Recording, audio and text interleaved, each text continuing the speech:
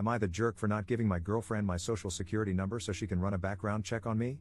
Posted by you/alarmed_sorbet8101. I, 27M, have been in a relationship with my girlfriend, 31F, for almost a year now. This evening, she sat me down and said she needed to have a serious conversation with me. She then asked for my social security number. I immediately said absolutely not and asked why she would need that. She explained that her ex-boyfriend had essentially been living a double life. He had a number of criminal charges in his past that he had never disclosed to her and eventually exposed her to sketchy and dangerous behavior. She broke things off with him after he cheated. I said, "Okay, thank you for telling me that, but what does that have to do with my social security number?" She went on to say that ever since that relationship, she's had her friend, who works for the federal government, run background checks on people she's dating to ensure they're safe. She explained that since our relationship is progressing, she needs to know I'm a safe partner, which is why she wants my SSN to check my criminal history. For the record, I don't even have a parking ticket. I'm a nerd and a gym rat.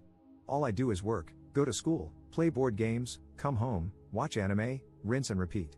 So I have no issue with her running a background check. I know she won't find anything. But I'm not comfortable giving out my SSN. That's a line I'm not willing to cross. When I told her this, she got upset and said I don't understand what women go through and that this is about her safety. I admitted that she's right, I have no idea what women go through, but that doesn't change my stance on giving my SSN to a complete stranger. She argued that her friend isn't a stranger, he's one of her best friends and married to one of her close friends. I replied, "Honey, that's great, but I don't know him. I don't trust him because I don't know him. That's my personal information you're asking for. You can trust him with your personal information if you want, but no one I don't know is getting my SSN or critical details. It's just not happening."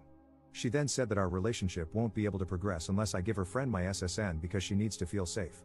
She also said she was offended that I don't trust her judgment in choosing friends. At that point, I got up and left, telling her that while I respect her concerns, her past trauma doesn't give her the right to strong-arm me into sharing sensitive information with someone I don't know just because he works for the federal government and has access to a database. I used to work for the federal government myself, so I know from experience that not everyone working there is automatically trustworthy. It's not that I'm assuming her friend is a bad person, but the fact that he works for the government doesn't prove anything to me. She called me insensitive and hasn't spoken to me since. Personally, I feel like she was gaslighting me into giving her what she wants, but I'm not entirely sure. Update 3 days later. After reading the comments I've been getting over the last few days, I decided to call her on New Year's Eve and give things one last chance because I'm the type of person who needs to know I did everything I could before walking away from a relationship. Some people said she has valid concerns but went about them the wrong way, which made sense. I told her, I understand and respect your need to ensure your safety, but I'm not willing to potentially compromise my safety to make you feel safe by handing over my SSN to someone I don't know and don't trust. It's illegal for him to even use a federal database for personal reasons. So that's out. But what I will do is pay for a background check of your choosing, as long as it's a legitimate service, and give you the results.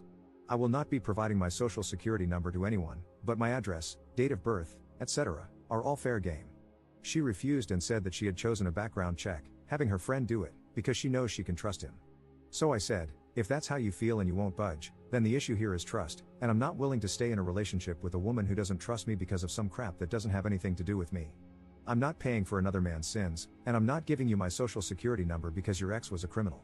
She started crying and asking why I couldn't understand that it's not about me, it's about her. I said, you made it about me when you asked for my SSN. She got pissed and started accusing me of lying about caring about her safety, saying that if I really cared, I'd have no problem doing this because I don't understand how vulnerable women are in society.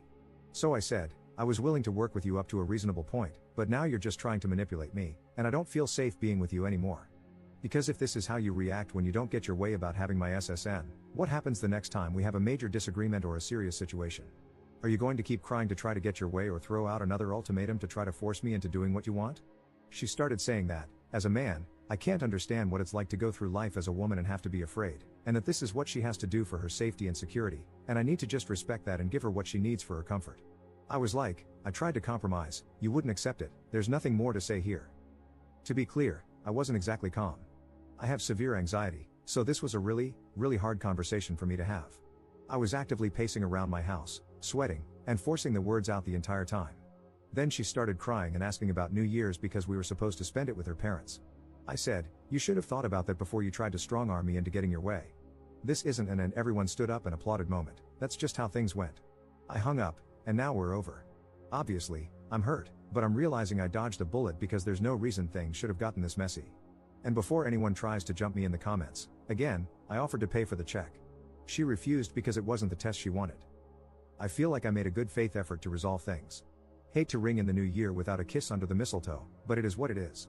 I don't know if she really is that concerned I'm some lunatic criminal or if she was trying to scam me like a lot of you said. Either way, it's over now.